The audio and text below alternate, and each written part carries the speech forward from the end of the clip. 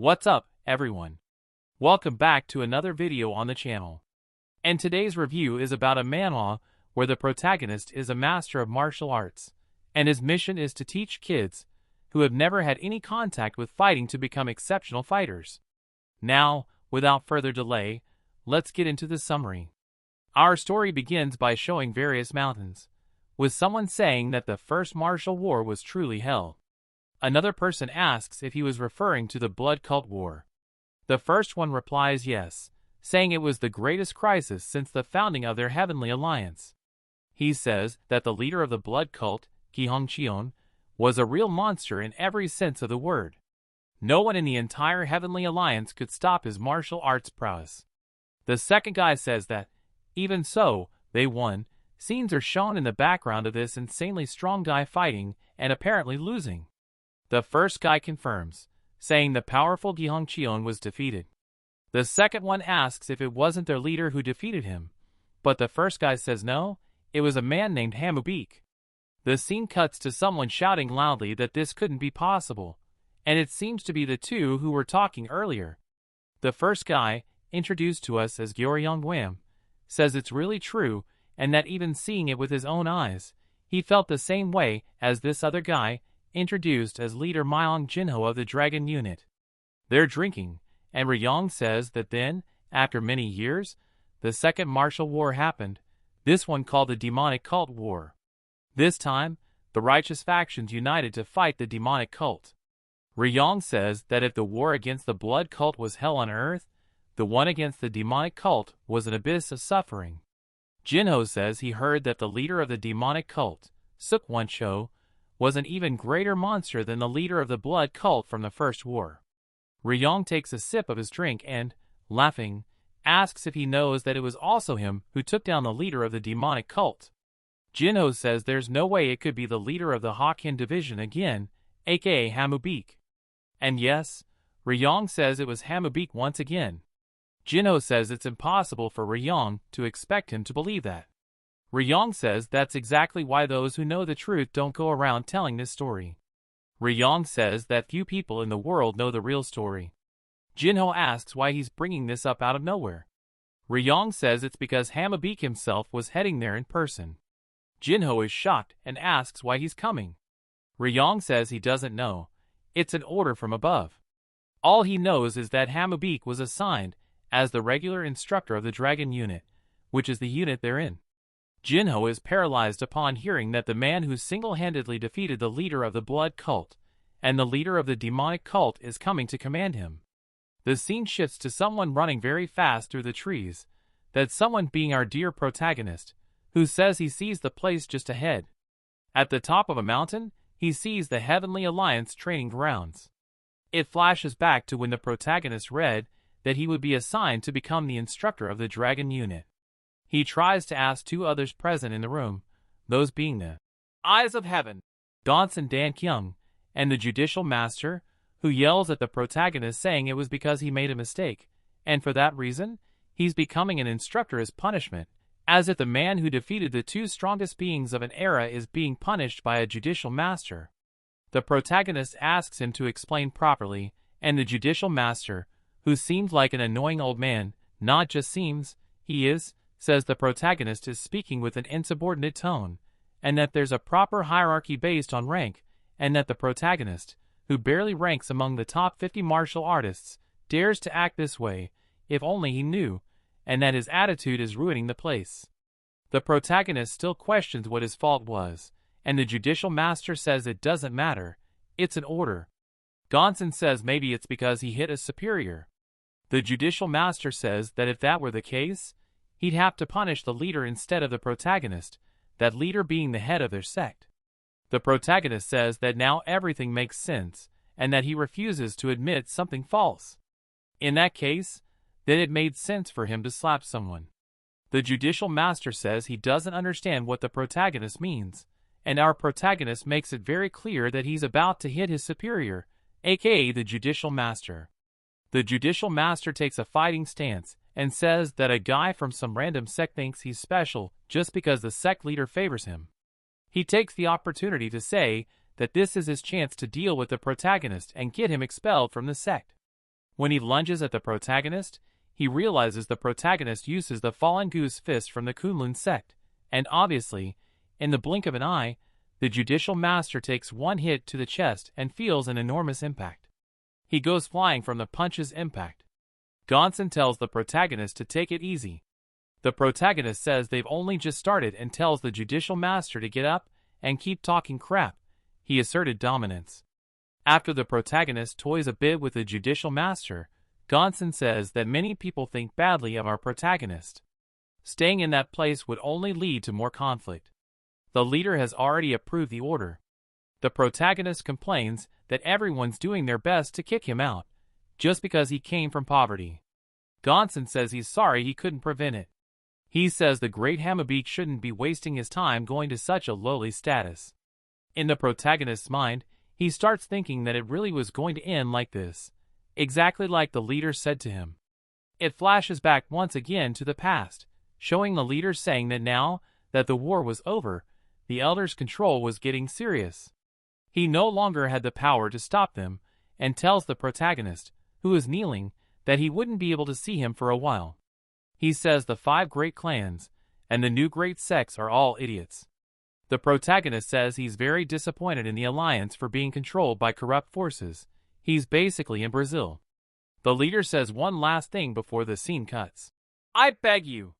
With that, it goes back to Gonson and the protagonist. Gonson asks if he's really leaving, and the protagonist answers, why not leave, since everyone thought it'd be better if he just disappeared? Gonson asks one last question. What was the Fierce Dragon Division? Back in the present, with the protagonist in the small village, someone is explaining what the division was. The Great Wall of Samuel, built to repel demons. The Fierce Dragon Division is a force that assists the Demon Suppression Corps, the military group that protects that place. He sees 2 people near a mural. One of them says it's time to recruit more human shields. I want to be this guy's student. And the other says the pay isn't that bad.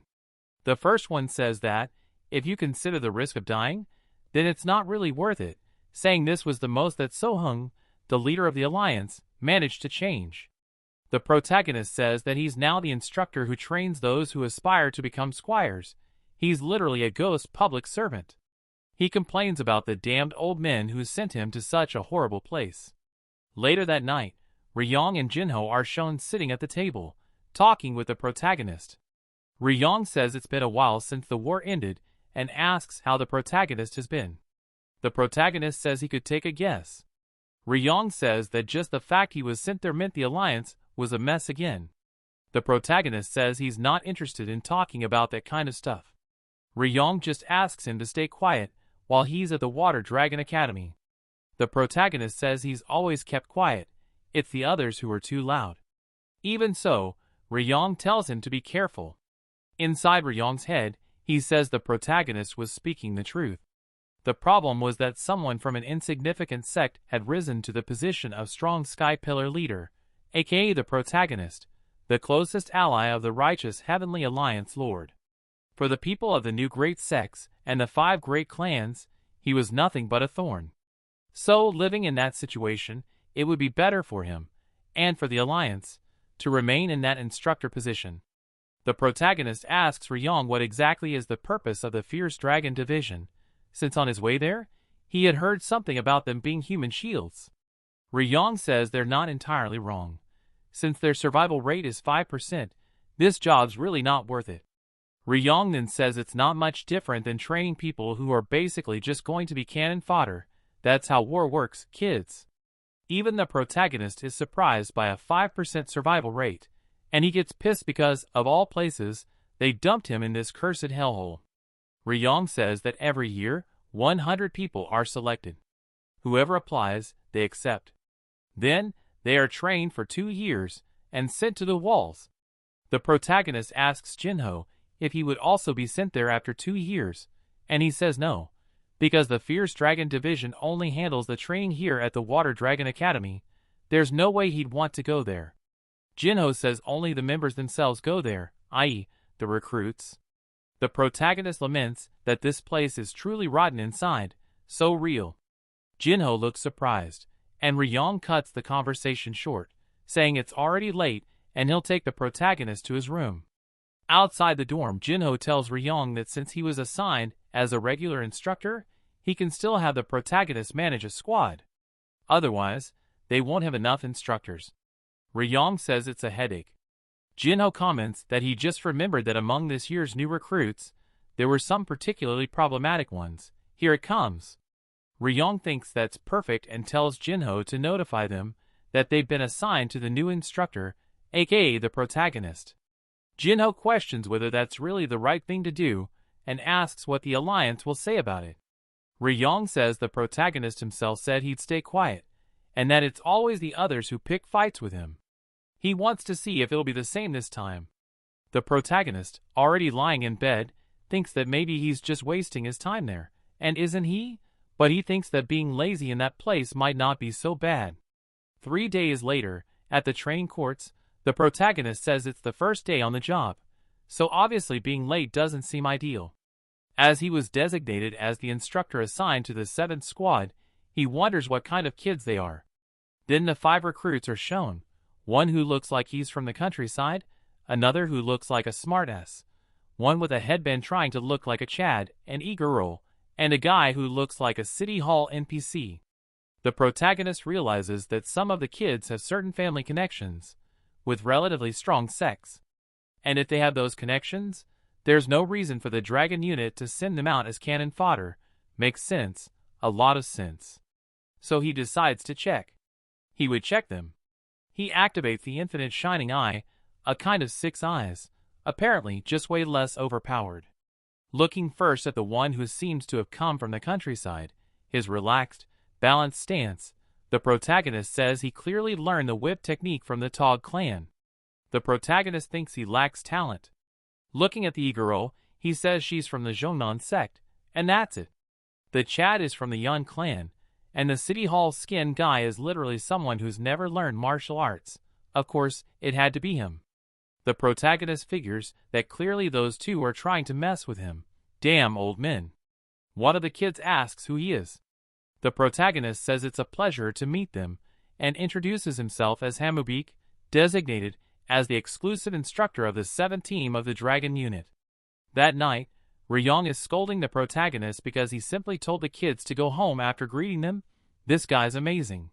The protagonist confirms that he did and asks if that's a problem. Ryong says that, as an instructor, he's supposed to train his men, not just ditch them like that. The protagonist cuts him off, saying that's ridiculous. He brings up the Tang clan, Yun clan, and Zhongnan sect and asks Ryong if he thinks he's an idiot. He grouped 3 children from prestigious families and dumped them in the protagonist's hands, and asks if Ryong really thinks that this is the right place for those 3 kids, this unit that gathers children to be sent to die, and that, to fill the 5-person quota, he threw in 2 random people. Makes sense, very much so. The protagonist asks if Ryong expects him to babysit those 3 kids while sending the other 2 straight to heaven. He says he already knew Ryong was trash, calm down man, but that he still managed to surprise him beyond imagination. He figures Ryong is clearly trying to use him as a shield, and says that he made it very clear that he just wanted to live peacefully in that place. Ryong defends himself after that spit of facts, saying that the one who looked like he was from the countryside and the arrogant guy were personally sent by the leaders of the Tang clan and the Zhongnan sect. The e-girl came on her own, so they ended up in a complicated position. Here we go. So apparently, the protagonist was the only suitable candidate. The other instructors wouldn't be able to handle the interference or pressure from the Tang clan or the Zhongnan sect. All the instructors of the Dragon unit are, at best, mid-level martial artists. He asks the protagonist if he really thinks they could properly train those recruits. It would be a miracle if they didn't shrink back and bow to the children. The protagonist just says those are new excuses. Ryong says that no matter what squad they go to, those 3 cause problems for the other members. He even has the nerve to say to the protagonist, "What did the other kids do to deserve this?" The protagonist is even surprised that he apparently cares about the kids, who aren't going to die. Ryong says that even so, 5% of them survive. If they want to increase the survival rate even more, they have to do their best. That's why they group them and assign them to the protagonist, because only he can handle it. And since he's there, he has to fulfill that duty. The protagonist laughs, saying he has to find someone else to do that, because he's not doing it. Ryong yells, saying this concerns the kid's future. The protagonist, pissed off, decides to calm down and just stay in peace and help out. Ryong pulls out some papers with the cadets' profiles. Ryong volunteered to fetch and deliver the papers because the protagonist, at first, hadn't selected them.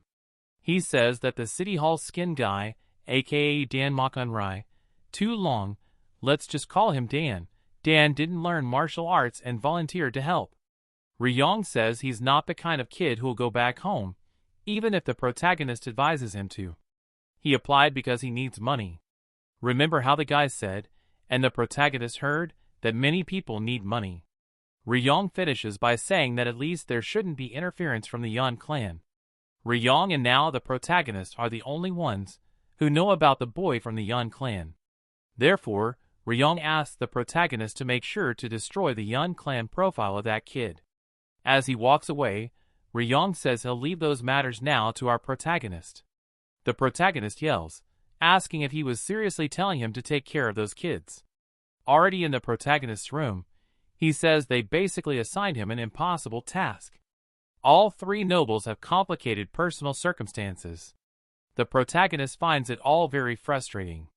Using a skill to scan the surroundings, he notices that the 5 kids were still in the same place from their first meeting. Seeing this, the protagonist decides to go there and talk to them. He arrives asking why they hadn't gone home. Dan yells that he can't go. The countryside guy says he'd like to go back, but the old man, aka his father, would just send him back there. And besides that, he lives very far away. The e-girl and the smug guy remain silent. In the protagonist's mind, he knows their circumstances, and so, he realizes he really can't say anything against them. Then he asks if they've eaten. They say no, because they were waiting for the protagonist since morning. The protagonist then does the bare minimum and pays for dinner for his squad. He still complains, saying he's spending money he hasn't even been paid yet. We're shown Dan saying that everything is delicious, but he remembers that his family is starving and he's here eating all this fancy food alone. He says all this food could feed his family for several days. His eyes fill with tears. I'm sad, man. The protagonist realizes that Dan can't eat in peace because he's thinking about his family. The protagonist says he understands his feelings too. When are we going to see the protagonist's past? The protagonist touches the boy's shoulder and tells him to eat as much as he wants, because he'll take some later for everyone. The boy lights up with joy as he eats, crying. The protagonist decides to go with the boy to take food to his family. The protagonist is way too kind to the poor. After walking for a bit, the protagonist asks if they're close, and Dan says they've just arrived. When the protagonist sees Dan's house, he's in shock. It's literally just a shack in the middle of nowhere. Dan yells for his mom and little sister. The sister hears and says it really sounds like Dan's voice. The mom says it must be her imagination, since he's in the dragon unit now. So Dan enters their shack, which literally only has a cloth on the ground, a sheet, and a little candle. My God, man. The mom asks how he got out, since it would still take 3 months for him to be authorized to leave, and he says he was given brief permission. His little sister asks what he brought with him. Then, he says they'll be surprised when they see it, and just like that, his sister is surprised by the amount of food. It was just 1 meal box, man. The mom asks how he got such expensive food, and Dan says it was the protagonist who bought it for him, since it was his first day of training. That's so sweet, man.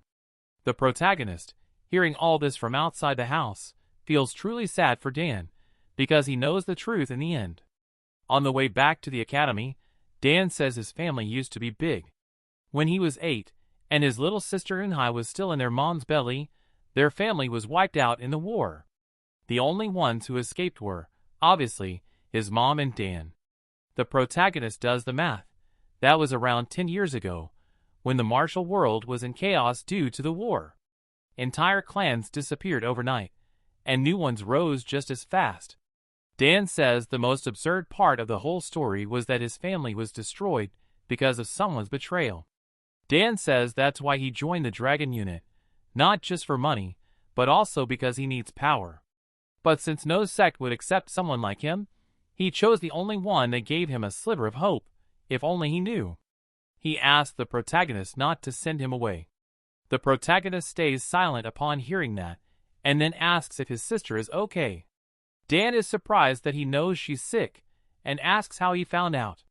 The protagonist simply says he has his ways. When they were leaving Dan's shack, he quickly waved goodbye to Dan's mom and little sister and realized it was clearly the hidden 7 veins disorder. Without proper treatment, she won't make it past 20 years old. The protagonist asks if they've taken her to a doctor. Dan says yes, but they couldn't identify the cause. That's why he joined the force. The protagonist gets pissed because he knows it's not that simple, and if things keep going the way they are, she'll die anyway. The protagonist says he's running out of options. The next day, with our protagonist stretching, he's tired from the night before because he had to sneak back to the dorm with Dan without being seen. Seeing all the kids in the same place again, the protagonist tries a psychological game with each of them. First with the kid from the countryside, aka Tang. He asks him if it wouldn't be better to go back home and keep being a spoiled brat. He says he and Beck are just a burden to the other 3. The 2 say they're there by order of their families. The protagonist sees they're not going to quit, so he says they'd rather stay there for 2 years and then be thrown into who knows where. One smart guy tries to say they'd go beyond the fortress of Samuel, and were supposedly supposed to eliminate the blood cult and the monsters they create. The protagonist asks this know-it-all if he even knows what kind of remnants and monsters they are. The know-it-all doesn't know what to say. And the protagonist says that the rumors going around the martial world only describe it as the land of monsters. But the protagonist tells them the survival rate for each cadet is only 5%. He's scaring the kids. Out of 100 people, only 5 return after 5 years. And the ones who come back are crippled and scarred. No one can predict it. So he asks, which of them is part of that 5%? The protagonist thinks. The elders assign the task of clearing Samuel Forest to the 9 main families and 5 sects just to test the rising new 8 sects from year in power. It was, for sure, the worst decision they could have made. After all, with the leader of the blood cult and his main forces already weakened, they thought it would be easy. But the forest is no walk in the park. So he tells the kids the following. The truth about Samuel Forest is something those damn elders are hiding. Those old men at the top know everything, including all their parents, the ones from the semi-noble kids. He says he'll tell them the truth the world doesn't know. Whatever dark magic the blood cult unleashed on that island, it's a place where zombies constantly appear. A guy who went to F there yesterday blocks your path the next day. It's a completely cursed land. As if that weren't enough, it's not just people, all kinds of animals show up as zombies. And even worse, they're not just regular zombies. There are blood zombies, poison zombies, every damn kind of zombie you can imagine is there. The Last of Us? After all that, the kids are in shock. Some of them had heard those stories, but thought they were fake. The protagonist says their job is to act as shields for the Manhwa soldiers while they fight the zombies in that place. What a job. The kids ask how he knows all this. He just says that someone of his level should know that, but that's not important. What he wants to know is, what now? Now that they know the whole truth, are they still going to insist on staying? He tells them to decide now, go home or stay. Sometime later, the protagonist is shown super stressed, calling them stubborn since, apparently, all of them are dead set on becoming cannon fodder. It shows the protagonist talking with Dan, asking if he really doesn't want to go home. He asks if he wants his mom crying for 2 years. Dan says the only one who'll cry if he goes back is himself, for 2 years. And it kind of makes sense, since if he returns early, his family would go to F from starvation before even 2 years passed. So, the protagonist says that if he doesn't want to go home, then for the next 2 years they'll feed and house them, the 5. But he won't waste time with lunatics who are ready to die. Then, he tells them to figure out their own training methods, and the manhwa is called World's Best Instructor. Dan tries to protest, but the protagonist says again that it's self-training and asks if he's ever heard of independent study. Dude doesn't even know how to throw a punch. In the present, after all that talk, our protagonist hears his stomach growling and goes looking for a bite to eat. Like a true instructor, he calls his squad and tells them to enjoy, because yesterday he couldn't eat properly thanks to them. Dan laughs awkwardly and thinks the protagonist doesn't teach them anything, but when it comes to dinner, he's good, even though one has nothing to do with the other. Upon entering the restaurant, he notices the atmosphere is a bit different. Some soldiers notice their arrival and mention angrily that they're at that restaurant instead of the southern pavilions. The e-girl tries to warn our protagonist that they're supposed to eat at the South Pavilion's restaurant, but the protagonist just says it's absurd, because they were informed they could use any pavilion freely. The e-girl says it's the first time she's heard that, and the protagonist is sure that's how it is, or is it? It shows Ryong telling our protagonist that it really should be that way, but only instructors or already graduated soldiers can freely use any of the 4 pavilions in the area, except for the kids under his care. In the present, an instructor shows up already asking what's going on. There's always one looking for attention. This instructor, who is also very ugly and looks like a frog, from now on, we'll call him Frog Face. The protagonist replies, what else would they be doing in a restaurant besides eating? Frog Face introduces himself as Chief Instructor Sa Duguang of the Jamryong unit, and asks who the protagonist is. The protagonist says he is Instructor Hamubik of the Grand Dragon unit, 7th Platoon. Frog Face laughs in the protagonist's face, because he wasn't wearing the Dragon unit insignia. He asks why the protagonist, an instructor, is eating there, if instructors aren't supposed to eat in the North Pavilion. The protagonist just replies that where he eats is his business, savage. Frog Face yells that it's not up to him. Nominally, the protagonist can use all the pavilions, but the East, West, South, and North areas are practically designated for socializing. Frog Face's unit uses the East, Waryong's unit uses the West, instructors and administrative staff use the North, and workers and the Dragon unit use the South. The protagonist instantly gets pissed, because he knows this is all just pointless bureaucracy, and it is. That Frog Face guy is only relying on this to act with an enormous ego. The fact that our protagonist doesn't even recognize his face, and it's a very ugly one, already shows he's not that important. Frog Face then tells the protagonist and his squad to scram as fast as possible so they don't contaminate his pavilion, because if the cadets from his unit smell the losers from the protagonist's unit, it would be a disaster.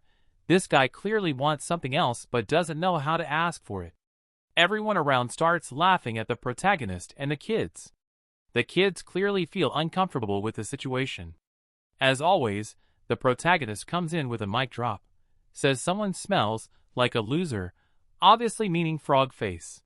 Offended, Frog Face replies, how does an insignificant instructor from the Dragon unit have the nerve to talk to him like that? Ugly as he is. The protagonist says there's nothing impressive about him. When the two start staring each other down, about to throw hands, another instructor shouts, telling Frog Face to calm down. He says causing a scene in the restaurant is inappropriate, since there are many cadets watching. Frog Face tells Instructor Jeagle, the one who just arrived, to listen to the atrocities the protagonist was spouting and how he invaded someone else's space. The protagonist says that if someone was arrogant, it was the one who started the fight out of nowhere. Agreed. Jeagle also tells the protagonist to calm down. And apparently, the protagonist knows who this Jeagle is. Jeagle is an instructor from the Pavilion of Chanmok, a pavilion that is part of the Heavenly Alliance under the 4th branch, one of the 7 operational branches. It's more commonly referred to by its nickname, the Military Pavilion. Jeagle's past affiliation was classified as Level 3 Intelligence. Not sure how important that is, but it's something. Jeagle says the protagonist must be confusing him with someone else. Frog Face guesses that, since he knows of the Chanmok Pavilion, it means he's not just some wandering nobody, or is he? Jeagle notices a lot of people watching, so he says maybe it'd be better to show some altruism, just in case things escalate further. Frog Face realizes that if this guy has someone backing him, it's going to be a huge problem. He worked hard to get to this position, so he doesn't want to risk it now. So Frogface says that, since Jiggle insisted, he'll let it go this time as an act of kindness, but tells the protagonist to be more cautious next time. You were scared, just admit it. Right after that argument, the protagonist is already outside the restaurant, and Jiggle comes to talk to him. Jiggle says he doesn't seem like a regular person, and says that instead of feeding his cadets, he should start teaching them martial arts. Honestly, Jiggle has a point. Jiggle says he's always absent, leaving his kids to train by themselves. The protagonist asks if he came just to lecture him. He says that with or without martial arts, they're going to get wiped anyway because of the survival rate. So he tells Jiggle, if he's that confident in himself, he should send his own kids to the forest and see if theory and reality are two different things. Jiggle thinks he's impossible to talk to. He yells that an instructor shouldn't neglect his duties. As an instructor, he should at least do his best to make sure his cadets are among the survivors. Jiggle is based, not wrong at all. He says letting them die just out of assumption is the act of a shameless piece of trash. Abandoning the cadets under his care for that reason is no different than admitting he's a coward. Jiggle says that even if he's an amateur, he wouldn't be a failure or coward like that. Hearing Jiggle's words, especially failure and coward, Hamubik thinks of Jiggle Myung, vice leader of the Hokkien division. He says he was a decent guy. Aside from his excessive pride for the 5 great families, he's humble, hardworking, and has good character. So, he tells Jiggle that he'll start getting a little more involved. At the protagonist's cadet training center, he says that, from now on, self-training is over, training arc incoming. Now the protagonist asks if there's a basic martial art that all cadets at the Dragon Academy must master. Cadets from other groups mention they're learning the basics. Ryong says he's right. The protagonist asks why he wasn't informed. Ryong says he should have read the martial arts manual given to him on the first day, covering the cultivation methods, sword technique, fist technique, footwork technique, all from Ryong. The protagonist asks if all those trash techniques were actually meant to be taught to them. Ryong says that most of the Fierce Dragon Division can't even master those major techniques, and that's why they're called trash. He asks if the protagonist thinks the Galloping Division or Hidden Dragon Division could master any of those. Of course not, they don't even need to. They look once and already know everything. For heirs of noble families or disciples of prestigious sects, those techniques are things they've already learned a long time ago. Then Ryong says that maybe that idea is outside the protagonist's imagination, but that perhaps it would be better for them to master the basic martial arts too. The next day, the protagonist announces to the cadets that, starting now, he will begin teaching the basic martial arts of the Water Dragon Academy. Some cadets are happy they'll finally start learning martial arts. Dan gets excited hearing the names of all the techniques mentioned earlier.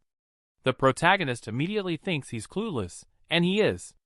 The stuck-up noble-looking one says he's already practicing his sex basic technique, while the countryside kid says he is too. Everyone's surprised when the e-girl says she's never learned martial arts before.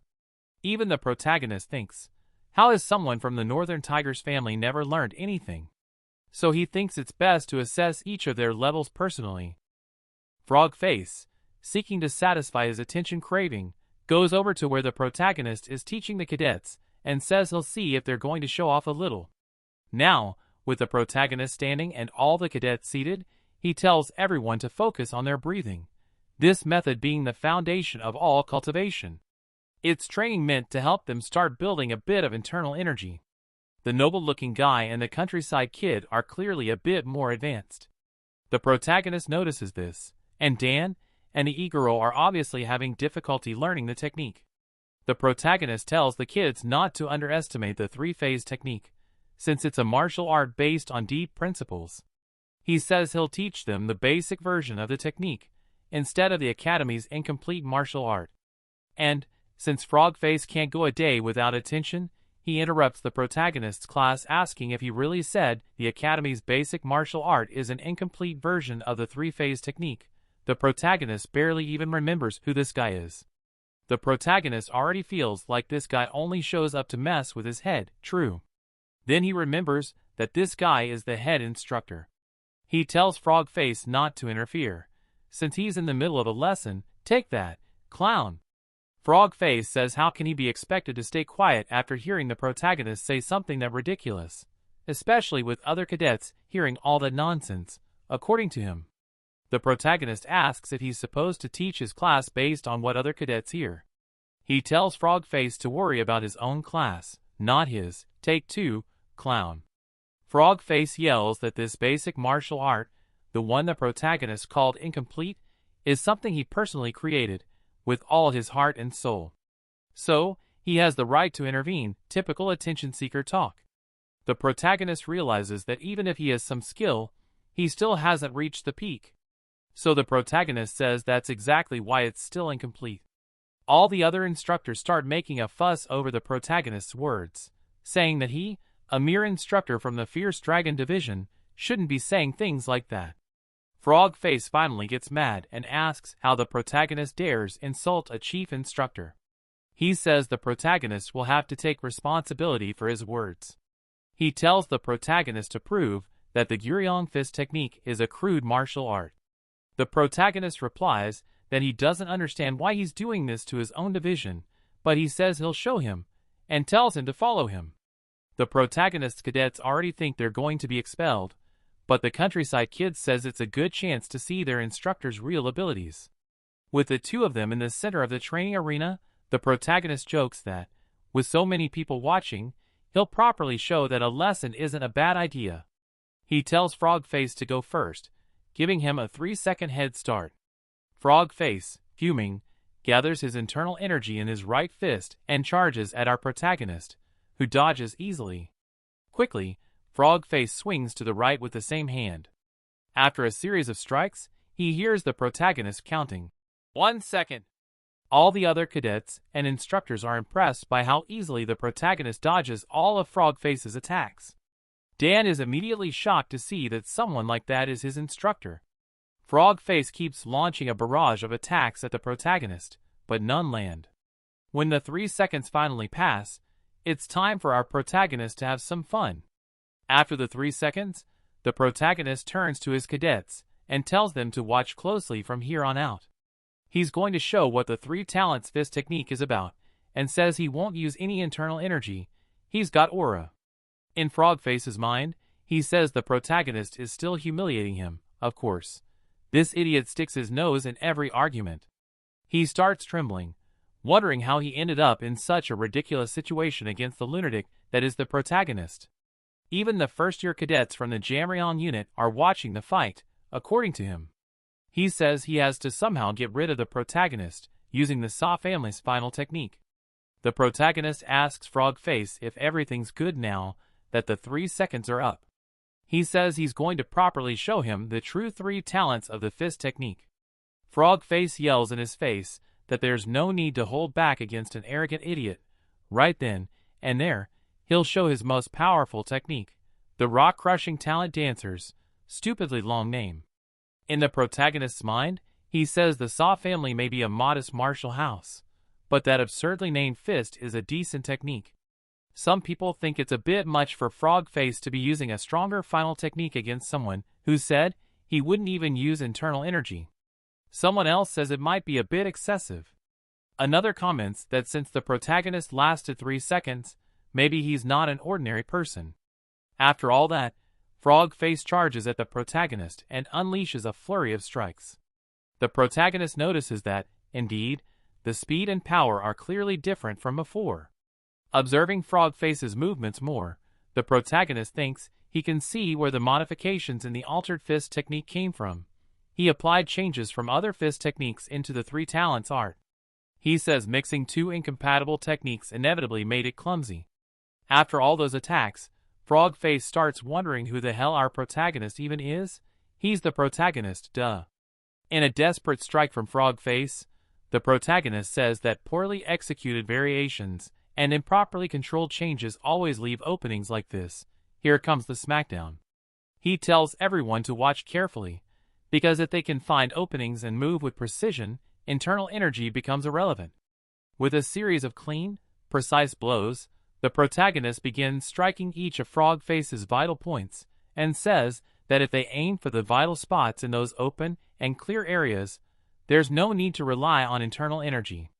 And, with a few more slaps and clean strikes, he says that mastering the subtleties of the three talents technique makes it easier, and thus, he demonstrates the complete form of the three talents martial art. Yeah, they changed the name in the translation.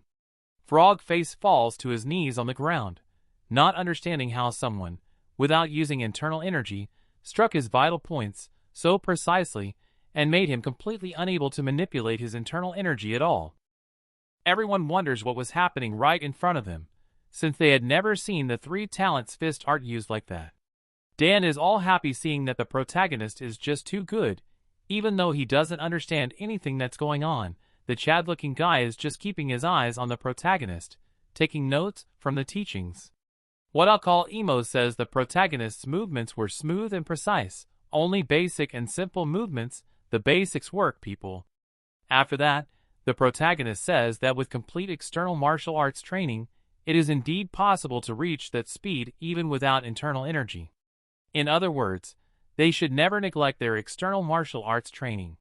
In Frogface's last act of desperation, he gathers the last of his internal energy and rushes toward the protagonist, trying to at least land one punch, which, in the blink of an eye, the protagonist dodges with his arm and lands an uppercut right on Frogface's chin, knocking him out cold. He looks much better lying on the floor like that. The protagonist explains that if an opponent can't reach their energy peak and can't use their internal energy shield, it's possible to break bones by concentrating attacks on weak spots. If precisely targeted at vulnerabilities, it can make someone faint or even go down for good, all without using any internal energy. Then he asks his cadets if they understood everything. They all shout yes, very good. Some random guy who was watching the fight thought the protagonist was just a humble instructor who had let everything go to train by himself. But, however, nevertheless, still, the protagonist beat up the head instructor, who was almost at the peak of the first martial artist classification.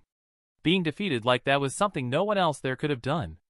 Jeagle shouts from afar saying the training session is over, and sees the head instructor, aka Frogface, lying unconscious on the ground. The scene cuts to Ryong and Jinho discussing what they're going to do now that a huge commotion happened thanks to Frogface, who keeps picking fights with everyone, and our protagonist, who just wanted to stay in peace. Jinho says Frogface dug his own grave, then asks how they're going to resolve this now that the instructor responsible for the first-year cadets of the Jamrion unit had just been annihilated. Jinho says they'll be in trouble if the leader of the Jamrion unit disagrees with all that happened. Ryong tells Jinho not to worry, since there were many witnesses present. Even so, Jinho says he'll try to keep a closer eye on our protagonist. At the vice director's office, the director asks what this embarrassing rumor is that he's hearing. The vice director of the command pavilion, Gok Mu-young, says it's been quite a shocking matter for him too. The director already knows it was our protagonist, and tells them to thoroughly look into everything about him. The director's name is Namdong-hwa-in. I'll call him Hwa. Hwa says the Grand Dragon unit had already been a pain to him for a while, but now, with a hidden master there, it's even worse. He says Frogface is an idiot, always wagging his tail trying to get favors from the 5 great families. Hwa had even considered preparing him a bit for this, but he was brutally humiliated. In the end, not even Jeagle did he manage to influence. It shows Hwa speaking to Jeagle, saying he told him to leave the pavilion, since he was someone too talented to stay stuck there. A talent recognized by the Jaegal clan. If he had stayed at the Chanmok pavilion, he could have easily risen to the head of the division or higher. Hwa says many rare disciples from other sects stay with him there, so he asks Jeagle why he doesn't stay there with him, waiting for the right moment to climb the ranks. Jeagle says he's sorry, but prefers to stay close to the cadets, who need more support. Being just an instructor for the first-year cadets of the Jamrion unit is enough for him. Hwa still insists on convincing him that someone with his talent could go much further, but Jeagle says maybe he's referring to the director's nephew, who was also there at the time. Hwa asks him not to misunderstand, because he also has no idea why the kid came to the Jamrion unit. Nepotism is the word. Even so, Hwa says that maybe if both of them are seen as talented, that could lead them to a much higher position. Jeagle turns his back and says once again that he'll simply do his best in his current role. Hwa calls him a fool, and that ends the flashback. Hwa ends up saying that even if he finds Jeagle unbearable, he needs him to complete his plans. He says he made Frogface the head instructor to try to lure Jeagle, but now the guy returns all beaten up by some instructor, namely, the protagonist from the Grand Dragon unit. He gets stressed and says he'll make the protagonist pay for humiliating him. Even though literally no one knows he was humiliated, people in the East really come up with some wild logic. The next day, the protagonist notices the kids have become more serious. He figures it was the effect of seeing the head instructor get knocked out.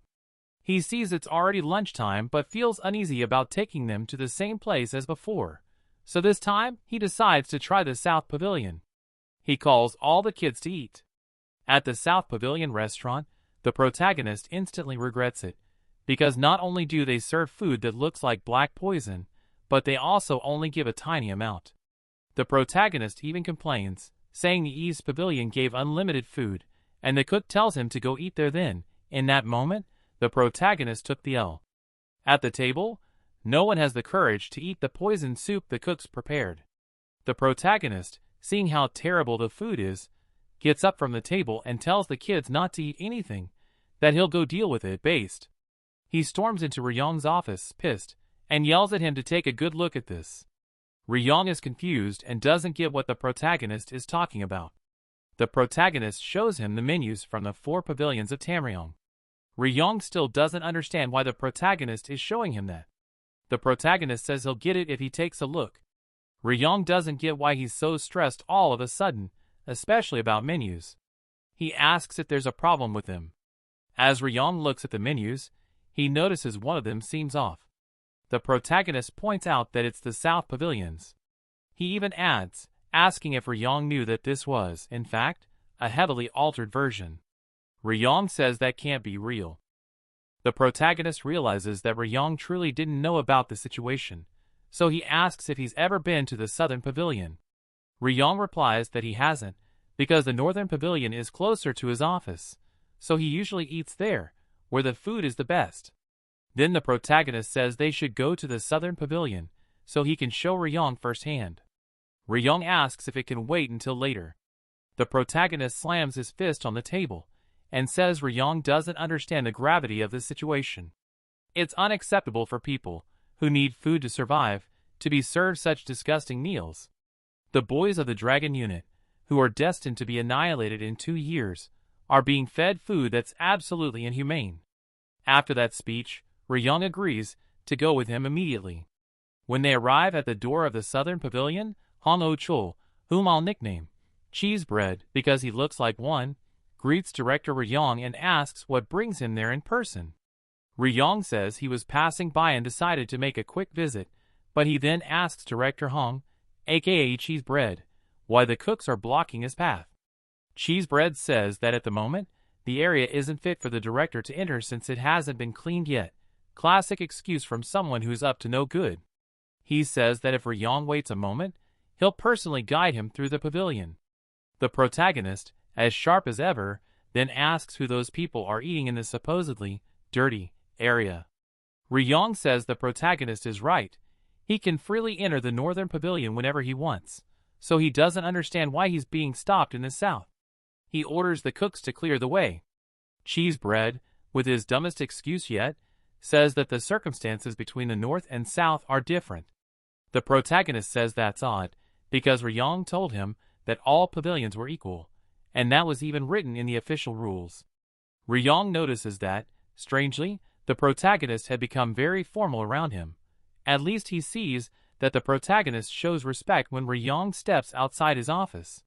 Ryong agrees with the protagonist, and says the Southern Pavilion must not be treated as an exception. Cheesebread, now visibly nervous, says he's aware of the rules, but wrongly claims there are practical considerations on site. The protagonist loses patience, gathers some internal energy to project an intimidating aura, and says that if they don't move now, they'll all be leaving in pieces. Terrified by the protagonist's strength, the cooks and Cheesebread step aside and let them enter the Southern Pavilion, and upon seeing the food, it's clearly and stupidly horrible. There are literally larvae in it. How did they even get in there? Ryong finds the whole thing disgusting too. He's shocked to learn that this is what the cadets have been eating. He says it's completely unfit for human consumption, you don't say. Thinking to himself, Ryong says he's deeply ashamed to face the protagonist, not even able to lift his head. The protagonist, who had only been there for 3 days, discovered something Ryong hadn't, even after years as director, though to be fair, he's always in his office or the North Pavilion.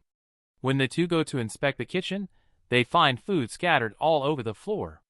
Even a cat is there, grooming itself, with rotten meat tossed on the counters.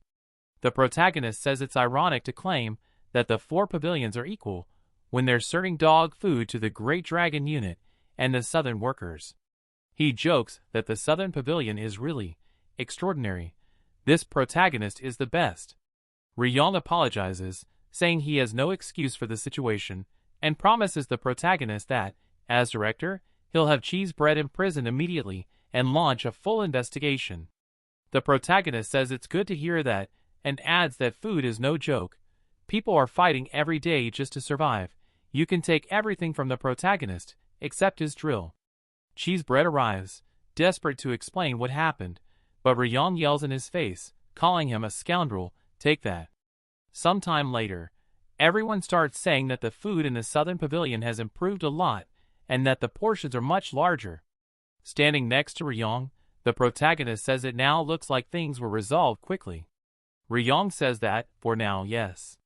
The protagonist says it only took 3 days to fix, but he doesn't understand why it was left that way for so many years. Ryong stays quiet because he can't argue with that. Ryong explains that it started with the fact that the people using the 4 halls of Damryong were almost always the same, and gradually it became a custom. But when the Fierce Dragon Division was overshadowed by the Hidden Dragon Division and the Lower Dragon Division, they started gathering in the south. That's when they began getting bad ideas. The protagonist says those guys have a knack for picking on the weak. Ryong agrees, saying they thought there would be no consequences because they were just members of the Fierce Dragon Division. So they gradually lowered the quality of the food in the Southern Pavilion. Since nothing happened, they became bolder and bolder. The problem was that all 4 supervisors of the East, West, South, and North were conspiring together. The protagonist says they're completely depraved. Ryong promises to now rotate his meals across all the pavilions, and the protagonist says he wants to see how long that'll last. Back in the training room, Jeagle approaches the protagonist and sincerely thanks him. The protagonist is confused by this. Jeagle explains that, as Instructor Ha told him, he was foolish. He never imagined that something like that could be happening in the Southern Pavilion, that kind of corruption, taking advantage of long-standing customs, even affecting the food meant for warriors and workers alike. In the protagonist's thoughts, he finds this unexpected. After all, none of the people from the 5 great clans he knows ever bowed their heads to thank anyone. Jeagle is embarrassed to admit that he only ever paid attention to the Eastern Pavilion, where the Hidden Dragon Division eats, and he completely neglected the others, simply assuming they were just like the North and East. These guys really don't explore much. The protagonist says anyone could have made that mistake if they didn't know, since the Water Dragon Academy promises that nothing like this will ever happen. So it wasn't Jeagle's fault. With that, Jeagle asks our protagonist for a small favor. He says he trains the entire Fierce Dragon Division every 7th, 14th, 21st, and 28th of the month. If it's convenient, he'd like the protagonist to come observe the training. He says it begins in the Great Training Field. Our protagonist just replies, "Oh, really?" Like he's actually going to show up. On the day of training, in the Academy's Great Training Field, someone mentions that it's a group training session involving the entire Fierce Dragon Division, a huge crowd. Dan then says it's an instructor from the Hidden Dragon Division teaching the other division. He figures it must be real combat martial arts. No way. Jeagle steps onto the platform and says that, with everyone gathered, it's time to begin. Our protagonist, no way he actually came, says that group training is convenient for him. Behind him, Ryong appears and is surprised. He didn't think the protagonist would be interested in this. The protagonist asks if Ryong is stalking him. Ryong replies no, that it's just a tiny coincidence. Since it's the first group training for the Fierce Dragon Division, he thought he'd drop by, and just happened to run into the protagonist by chance. The protagonist says he could have just ignored him. What a guy. Ryong's expression is priceless. Ryong continues, saying that this training is very important. It's thanks to this training that the division's survival rate is at least 5%. Before instructor Jiggle arrived, the survival rate for the Fierce Dragon Division was nearly 1%. Props to him. Ryong explains that this division is actually where people join almost without any internal energy. So the fact that 5% of them survive in that cursed land is almost a miracle. The protagonist thinks Jiggle is very different from the people of other noble families. Ryong says that, as the protagonist can see, Jiggle is a man who takes great pride in the Jiggle clan. And with that pride, he tries to fulfill his duties and responsibilities as a member of the 5 great clans. This group training is a result of that sense of responsibility. Then, Jiggle begins by saying that from now on, he will teach the students the art of shield technique. Everyone thought they were going to learn how to use a sword. Jiggle says that while some martial artists may look down on shields, they are also excellent weapons. He says shields have saved his life more times than he can count. Especially for students heading into the Sonal Forest, a shield is a weapon, armor, and lifeline, all in one, makes total sense. With that said, shields are distributed to the students. Jiggle asks them to take their positions. Once everyone is in place, he tells them to pay attention while he demonstrates the movements. After that, they'll have to practice and complete them, their lifeline. With just a few movements, but quick, strong, and precise ones, he finishes his demonstration. Then he says he'll explain each movement in detail. After the class, Ryong asks the protagonist what he thought. He says it wasn't bad at all. Even though it's just 4 simple techniques, they seemed quite effective. Ryong says the protagonist is right. As he may know, how many techniques in this world can be considered shield-based? Jiggle created this shield technique based on weapon techniques and the 18 traditional martial arts. Through trial and error, very impressive. Ryong says he's considered a genius. Group training was also Jiggle's idea. He had no real reason to do it, so there were some complaints from the 9 great sects and the 5 great clans. Even so, with Jiggle's insistence, the group training is now held 4 times a month. He's certainly not just some clueless rookie. After all this talk, our protagonist says he gets it and goes off to get something to eat. Ryong asks him to stay a bit longer. Some words are spoken by the protagonist, but there's no image of him saying them. The protagonist continues with the idea that they're all going to die anyway. He probably said it just to make sure his team is among the 5% that will survive. He ends with, "I'll be keeping an eye on you, Jiggle Myung." That night, in the protagonist's room, he's shown drinking. In his head, it seems like the others were taking the training seriously. At first, our protagonist thought they were all just losers.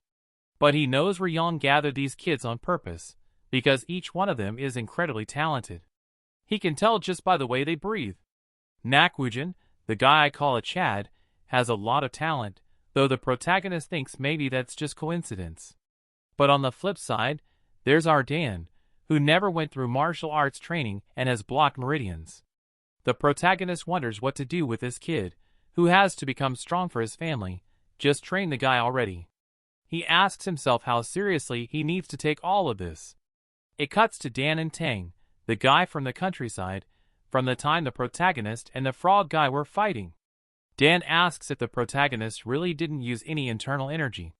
Tang, clearly annoyed, replies that yes, believe it or not, the protagonist defeated one of the top masters without using any internal energy at all. Tang asks Dan why he's bringing this up in the middle of the night, and Dan says it kinda felt like the protagonist was really badass, and asks Tang if maybe he could get strong too if he trained hard, lol. Tang is about to answer, but then he smells something coming from Dan, like the guy hasn't bathed since arriving. Tang says he's been ignoring it until now, but he can't take it anymore. He asks Dan what's so hard about just taking a bath before bed. It's impossible to focus with that smell in the room. Dan says he washed his face, hands, and feet. Top 10 bath moments. Tang asks if, since arriving in the division, Dan had actually taken a full bath. Dan says no, because in his head, that's something you do once or twice a year. For special occasions, our boy Dan may stink, but it's not his fault, he's just poor. Tang is in disbelief. Dan laughs and says that, basically, it's way too cold for him to wash his whole body, not to mention the bathhouse only has cold water. He says bathing too much is bad for you.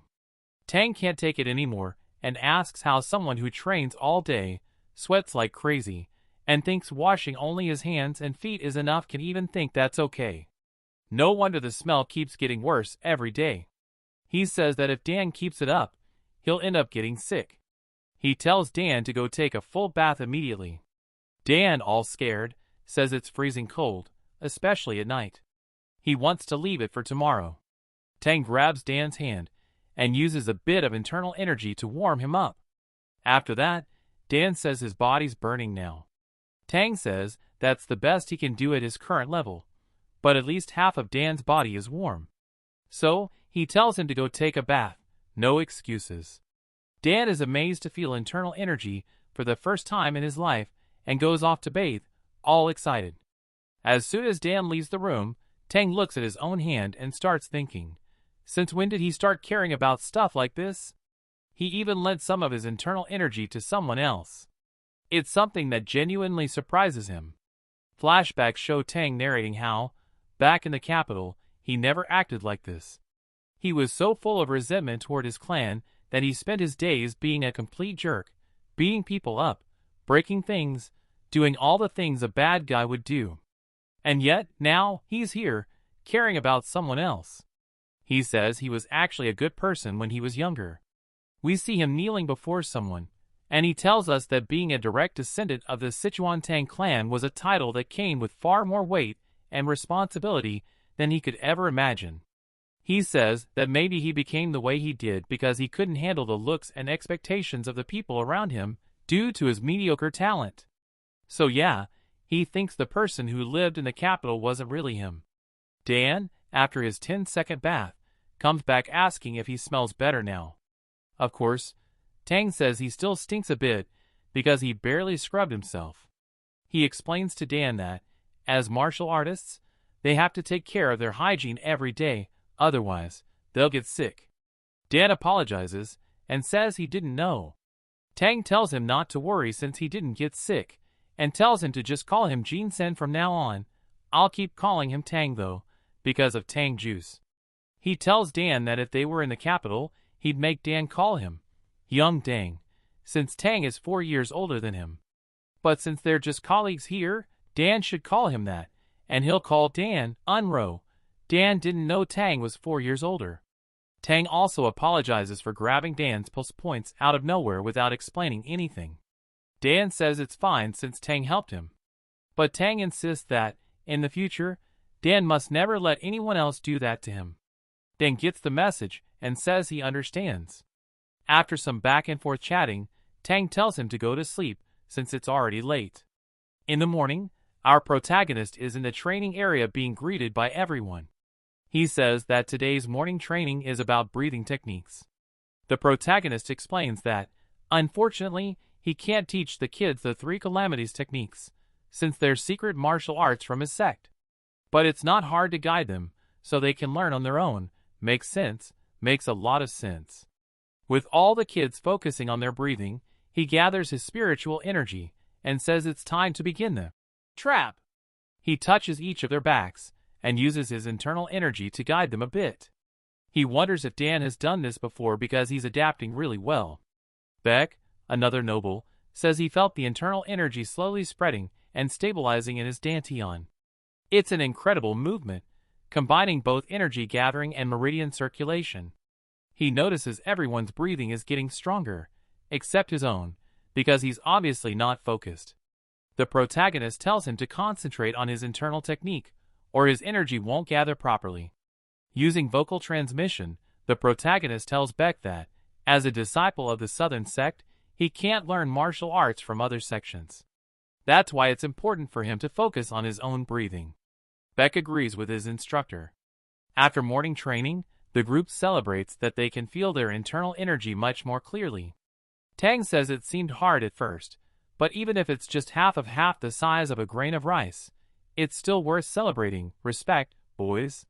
Everyone pauses to think about all the effort they put in just to get that tiny amount of energy into their dantian. Tang asks the instructor if this isn't demonic cultivation. Everyone is stunned by the question. The protagonist laughs and says that's impossible, because the technique comes from the academy, and he's a member of the Orthodox Heavenly Alliance. So yeah, nowhere near demonic cultivation. Tang says it just doesn't seem possible for something this easy to not be demonic cultivation. The e-girl agrees. Even in such a short time, 2 people learning to control internal energy this fast. Not even people from her clan have heard of something that could implant internal energy into the dantian of 4 people instantly. Our protagonist, in all his badassery, just tells them to realize what kind of person their instructor is. Now that's badass. Wrapping things up, he tells the kids to stop getting distracted and focus on training. By evening, he tells them to go have lunch together and then do their solo training. There goes the protagonist, off on his own again. In the Northern Pavilion dining hall, the protagonist runs into Jeagle, who's surprised to see him there, since he usually eats with his own students. The protagonist says he heard the food was special today, so he decided to check it out, then asks what Jeagle is doing there. Jeagle explains that after the last incident, he's been rotating between dining halls for his meals, since you never know when something like what happened in the Southern Pavilion will occur again. He rotates regularly, and just happened to end up there this time. The protagonist, of course, was just there for the fried pork. Man's only thinking about food, seriously. Already at the dining table, the 2 overhear someone talking about letting the 7th squad get way too comfortable. Someone says there's not much they can do because the chief instructor, aka Frog Face, is way too dumb for someone who became chief instructor just a year ago, since he apparently gets beaten by all the instructors, apparently because of our protagonist's division. Jeagle tells the protagonist not to pay attention to other people's talks. He was already nervous the protagonist might start another fight. The protagonist didn't care, he was just remembering how the taste of his food reminded him of the White Clan village, when they threatened him after he defeated the demonic elder of the cult. Very specific. Jeagle tries to make small talk saying the food is delicious, and the protagonist stands up and says that's exactly why he's going to get some more. Some jacks start talking about the e-girl from the protagonist's squad, aka Yun Haman, now just called Yun. They even wonder if she really was from the Yun family, one of the 5 great beauties of the martial world. One says they must be crazy to send an ice lotus, that's what people from the Yun clan are called, to the Dragon Strength Division. The protagonist was walking with his plate in hand, until he smashed the entire plate in anger because they were talking like that about a kid who, on top of that, is part of his squad. He says who would have imagined that the Water Dragon Academy's standards would be this low. He was going to deal with those guys right now. And, to everyone's surprise, guess who shows up calling the protagonist? The damn Yun. She says she was looking for the protagonist to ask a question about the internal energy seed that formed in her dantian, but as she approached him, another attention seeker with a toothpick in his mouth arrives and says students can't enter that place. He jokes, asking if no one in her division has taught her that yet. She just says she wants to ask her instructor a question. The jack, cocky as ever, says he can ask for her, or better yet, that she could join the downgraded dragon division, which he'd specially accept and overlook the fact she came there today. Yun makes a disgusted face. Jeagle stands up from the table, desperate because he saw our protagonist watching the whole situation and moving closer. That jack starts touching her shoulder, and Yun pulls his hands away, saying he's a miserable bastard.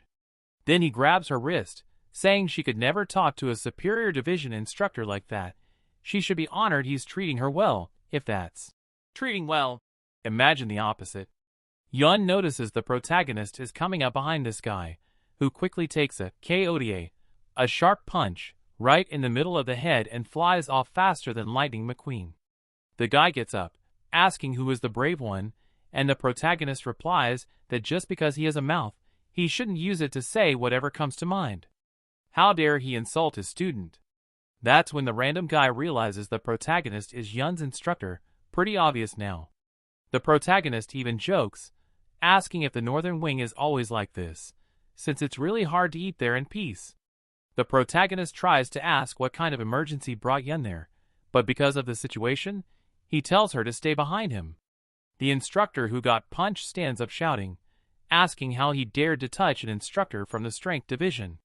The protagonist doesn't care, and says it's none of his business because he's just an idiot, someone who talks that much nonsense can't be very important. He asks the guy if maybe he's afraid, which is why he talks so much. The guy tells the protagonist not to brag about landing only one hit on him. The protagonist tells us that if he had used internal energy, that guy would be just another body on the ground. It's getting hard for the protagonist to control his strength with so many people watching. More people gather around them, watching the fight start to form. Jeagle even thinks about doing something, but this time the guy was a top-level master. Then the annoying guy introduces himself as veteran instructor Han Pyong, sent from the Sword Forest to the Water Dragon Academy, now called Han, and asks how the protagonist thinks he'll get away with this. Little does he know. The protagonist senses Han's aura and realizes that Frog Face's power doesn't even compare to his, a power that surpassed the wall of the first-level peak. Our protagonist deduces that if Han is from the Sword Forest, then he must be from the same sect as the Alliance leader. He asks if the Alliance leader knows that Han keeps harassing the female students. Han, furious, says he's going to crush the protagonist's arrogant mouth right now and rushes at him. In this first charge, the protagonist says Frog Face had the same kind of courage. Han asks if it was the protagonist who took down that dumb Frog Face, and the protagonist says, judging by Han's foul mouth, he's no different from Frog Face. They trade punches in a balanced fight, while the protagonist hits and Han takes the hits. To end the game quickly, the protagonist kicks Han right in the chest, sending him flying through the pavilion walls all the way to the outside door. The protagonist realizes he used more force than he should and apologizes for the mess. He should have used more. The other instructors there can't believe what they just saw. Rising from the ashes, Han says the protagonist made him draw his sword, and that he'll regret it after the Arasta, or maybe not. Simply put, these guys want the whole pavilion. Both students and other instructors show up, thinking there's an enemy invasion. The protagonist's kids realize all this destruction started because Yun went to talk to him, so they decide to check it out too. With even more people surrounding the two, Han says the protagonist is a sneaky rat. The protagonist says their expectations were way too high. Judging by the sword technique being used, it really seems he's from the Sword Forest, but it's like trying to put a necklace on a pig. Han, once again offended by the provocation, says that this time he's going to teach the protagonist a supreme martial art that made the Sword Forest sword famous, the main technique of the leader of the Orthodox Heavenly Alliance, the celestial demon-killing blade. Even after all that scene, all the drama, using everything they had against the protagonist, launching various kinds of attacks, none of them managed to even touch a single hair on the protagonist's head. That's because he had seen that sword technique many times over the past 2 years. He used it as support for the Alliance leader. That way, the two could fight freely with it and also attack together. He watched up close how it developed through combat. Han apparently thought he had defeated the protagonist because he apparently landed an attack on him and believed he had sent the protagonist packing. But as not everything is smooth for a side character, in the smoke screen created by the explosions, the protagonist suddenly appears and says that's not how the celestial demon-killing blade is used. Before Han could react, he takes a punch in the chest and quickly falls unconscious to the ground. Once again, Tang says he made a master fly away using only the basic 3 folds technique. The name changed again. The protagonist says that this time he needed to use internal energy, so it wasn't as easy as he thought. Han wakes up and says no matter what happens, he will kill the protagonist. The protagonist, just by looking at Han, sees he's out of his mind. He even tells them to stop right there, but Han shows the celestial crushing demon determination. Han gathers all his internal energy into his sword and launches his final attack at the protagonist. The protagonist is astonished to learn he had even mastered the final technique. What an idiot! He orders everyone to retreat because this time it was truly dangerous. Everyone starts running away while Han, out of control, cuts through everything in front of him trying to land a hit on the protagonist, who says Han's sloppy technique could never be as grotesque and weak as his own martial art. The protagonist, who is flying, I suppose, gets behind him and says he can't just keep ignoring this, and stomps Han's body, and you already know the result. At night, in Ryong's office, he says the protagonist lost control again today, just like against Frog Face. The protagonist starts defending himself, saying it was the other guy who started the fight. Ryong had heard of Han, but didn't know the guy was that bad. The protagonist thinks this is practically negligence, and it is. He tells Ryong to be grateful that he handled everything, or if he prefers, he can report everything that happened today to the Yun family. Ryong says, "No way," because that would lead to a war between the Yun family and the Sword Forest. Not to mention, if they found out he was hiding Yun from her own family at the Water Dragon Academy, there would be a huge mess between the Peng and Yun families. Ryong says reporting to the Yun family wouldn't benefit the child anyway, since he himself says her family must have been hell for her. The protagonist imagines everyone has their own story to tell. He turns his back and tells Ryong to handle the inspectors properly, since it's unacceptable to let trash like that roam freely, no matter how skilled they are. Ryong says there hasn't been a single peaceful moment these last days. They have been tougher than all his first years combined. The next day, the kids are excited, wanting to know what kind of person their instructor is. The noble says it's like he knows all the martial techniques of the alliance leader. Tang thinks he's incredibly strong since he defeated 2 instructors. Tang is very observant. Tang sneaks a glance at Yun and notices she's more beautiful than usual today. He tells her the instructor was watching her. He says she should feel lucky to have someone like him watching out for her. What's up, Tang? Yun immediately tells him to shut up because the same applies to him. Ouch, bro. He says she didn't need to be so rude. Dan tells him to calm down because she was just like that due to yesterday's stress. Her mind was still restless. Yun remembers yesterday and thinks she never wants to go through that kind of humiliation again. For that, she has to become stronger. That said, it's time for individual training, so she goes to practice alone. Tang sees her going alone and asks them to practice shield techniques together. When everyone says they were going to practice separately, the protagonist suddenly appears behind Tang like Batman and says he's too relaxed for his taste.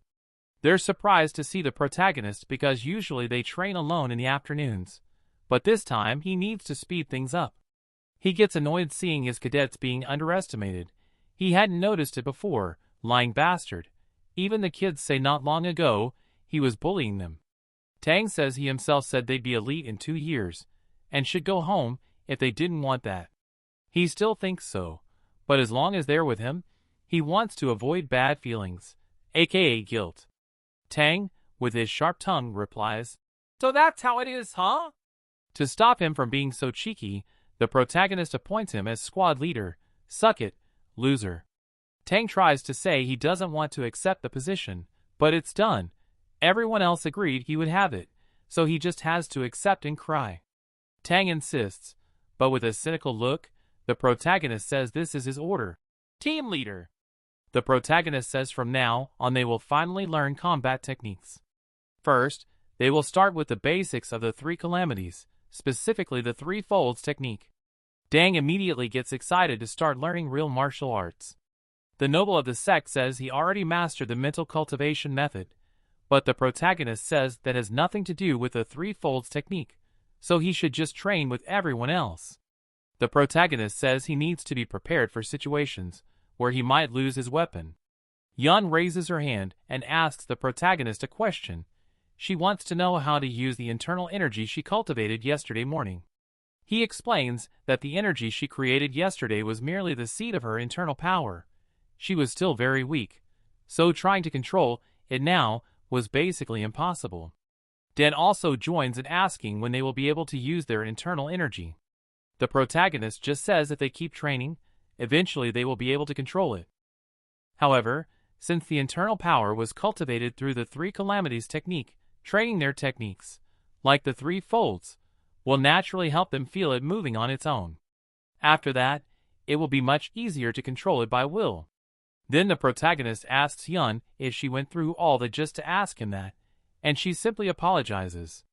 He tells her to just be more patient and to be more careful next time. Then he begins their training.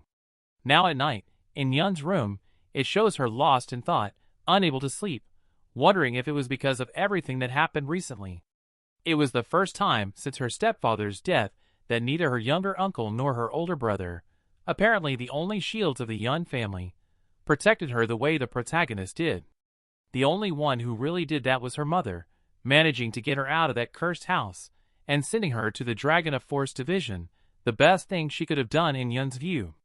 Still, she ended up meeting someone who, unintentionally, protected her. She remembers the time he told them to go home, saying she would just die anyway and refusing to teach her. But in the end, she realized he really is different. She realized that, for the first time since arriving at this place, she felt her internal power and met someone willing to protect her, or maybe not. She is sure she made the right choice. It's better to die in battle than go back home. The protagonist feels a presence in the middle of the night. Surprisingly, it was Dan training the shield martial art in the forest. The protagonist comes out of the bushes and asks Dan what he was doing at that hour. Dan gets startled and asks the same thing. The protagonist asks what he thinks he's doing in the middle of the night, actually, in the middle of the moonlight. Dan reasons that since he didn't train the shield technique this morning, it makes sense to train a bit more at night.